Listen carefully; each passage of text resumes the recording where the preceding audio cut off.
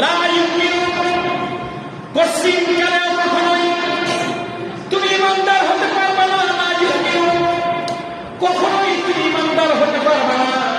আহাদুকুম হাত্তা কুনা হাব্বা ইলাইহি মিন ওয়ালিহি ওয়া ওয়ালাদিহি ওয়ান নাসি আজমাইন। তুমি মানে আমি এটা বর্তমান মাহফিলে বতনের সামনে থাকে এজন্য বতন দিয়ে বোঝাই। পেরেন্ট করছে আমার উঁচু করে রাখতে হবে, কষ্ট হবে, সাপ ঠান্ডা হয়ে গেছে, কাঁপতেও বোঝানোর সময় কিন্তু কাপে মুখ খোলা করে ধরে। এই বতন দিয়ে বোঝাই। লা ইউমিনু আহাদুকুম আহাদ মানে ওয়াহিদ এক বছর।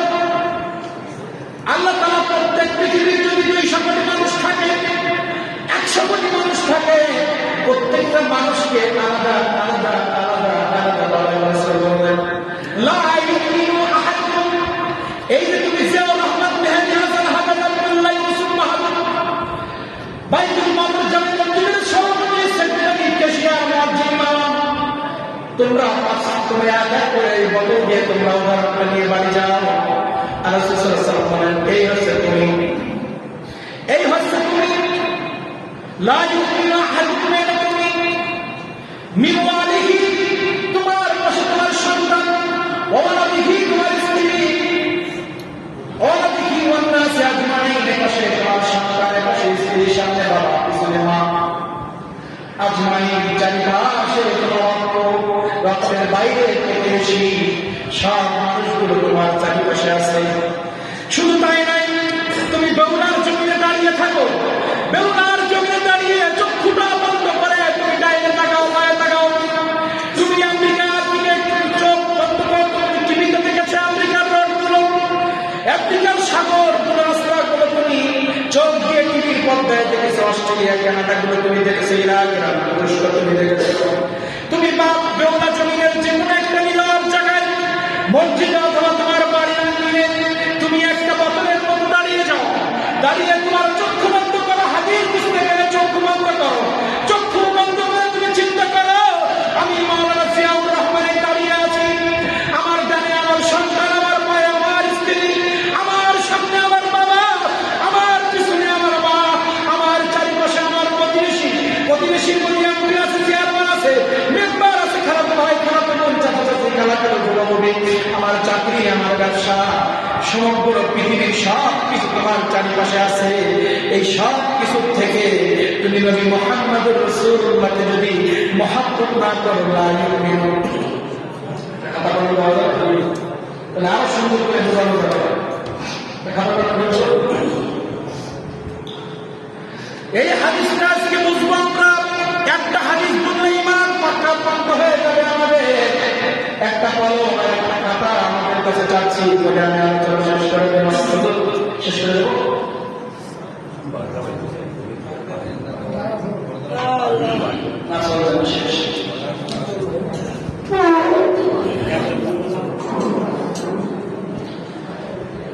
এই ধরেন লা ইউমিনু আহাদুকুম হাত্তা আকুনা আহাব্বা ইলাইহি, লা ইউমিনু আহাদুকুম হাত্তা আকুনা। এই হাদিস, এই হচ্ছে আমার নবীর হাদিস, এই হচ্ছে আমার নবী মুহাম্মদুর রাসূলুল্লাহ। কে? এই হচ্ছে নবী মুহাম্মদুর রাসূলুল্লাহ। এই নবী মুহাম্মদুর রাসূলুল্লাহর কাছে আছে কোরআন, এই নবী মুহাম্মদুর রাসূলুল্লাহর কাছে আছে ইসলাম, এই নবী মুহাম্মদুর রাসূলুল্লাহর কাছে আছে আল্লাহ, এই নবী মুহাম্মদুর রাসূলুল্লাহর কাছে আছে জান্নাত, এই নবী মুহাম্মদুর রাসূলুল্লাহর কাছে আছে শরিয়াত, মারিফাত, তরিকাত, যা বলি সব কিছু নবী মুহাম্মদুর রাসূলুল্লাহর কাছে। কেন আমার নবী চ্যালেঞ্জ করে বললেন লা ইউমিনু আহাদুকুম, তোমরা কেউ কোনদিন মুমিন হতে পারবে না যতক্ষণ পর্যন্ত আমি নবী মুহাম্মদুর রাসূলুল্লাহকে পৃথিবীর সবথেকে বেশি মহব্বত না করবা, তোমরা ইমানদার হতে পারবা না। এজন্য নবী মুহাম্মদুর রাসূলুল্লাহকে আমরা একটা সাইড করলাম। নবী মুহাম্মদুর রাসূলুল্লাহর কাছে আল্লাহ আছে, নবী মুহাম্মদুর রাসূলুল্লাহর কাছে কোরআন আছে, নবী মুহাম্মদুর রাসূলুল্লাহর কাছে ইসলাম আছে, নবী মুহাম্মদুর কাছে জান্নাত আছে, সব কিছু নবী মুহাম্মদুর রাসূলুল্লাহর কাছে। আর এটা হলো ইহদিনাস সিরাতাল, যেটা আমরা নামাজে পড়ি, এই ইহদিনাস সিরাতাল মুস্তাকিম, এটাই হচ্ছে একটা একটাই পথ, যে পথে চললে আপনি ইমানদার থাকতে পারবেন, মৃত্যুর পর আপনি জান্নাতি হয়ে যাবে। এই পাশে আছে শয়তান। কে আছে? এই পাশে শয়তান। এখন এই শয়তানের আপনার বাবা মা সন্তান স্ত্রী ব্যবসা চাকরি আপনার নেতা আপনার ব্যবসা চাকরি এই সব কিছু রসুলকে পৃথিবীর জমিনে যা কিছু আছে এরা সবাই যদি এই গণ্ডির মধ্যে আসে তাহলে আপনি তাদের সাথে থেকে ইমান বজায় রাখতে পারবেন। যদি কেউ আপনার আত্মীয় স্বজন যা আছে কেউ যদি এই শয়তানের কোনো অনুসরণ করে, যেমন এখানে আছে মেসি কাকা, সাকিব খানের মতো প্লেয়ার, শাহরুখ খান, সালমান খান, এমন অনেক ব্যক্তি সবাই এই শয়তানের দলে। আর যারা বেনামাজি, যারা সুদ করে ঘুষ করে জেনা করে, যারা ইসলাম মানে না, নবীর মহব্বত করে না, তারা সবাই এখানে।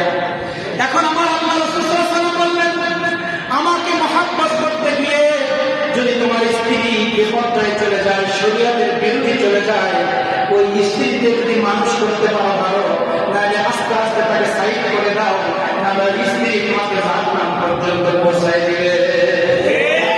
তুমি এমন একটি ব্যবসা করো, তোমার অত্যন্ত ফরমালিন দেওয়া লাগতেছে।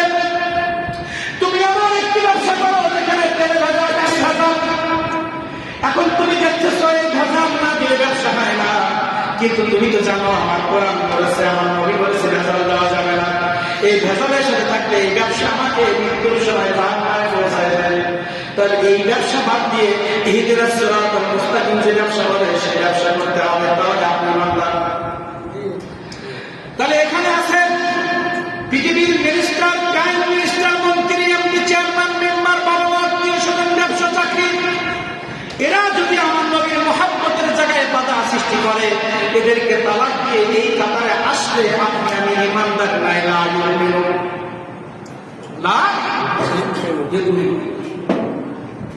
এই হাদিসটা বোঝার জন্য আমি এই কথাটা বললাম।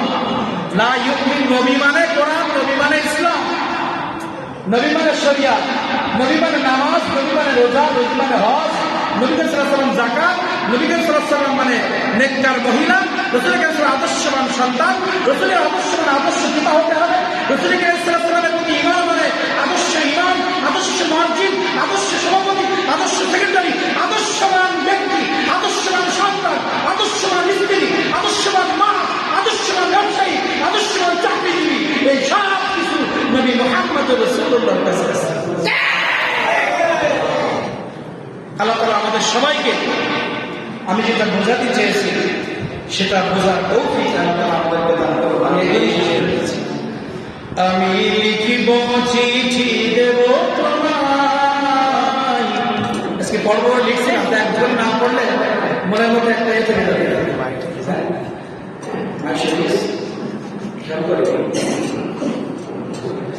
আমি লিখব চিঠি দেব তোমায়, পাখি পৌঁছে দিও রওজা।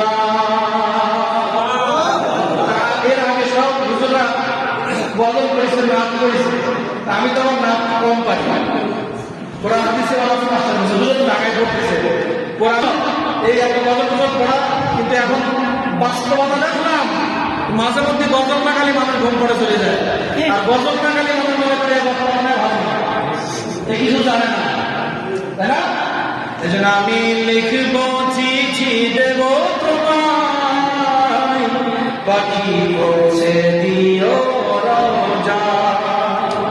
আমি থাকব বসে আশায়, চিঠির উত্তর আসবে আমার গায়।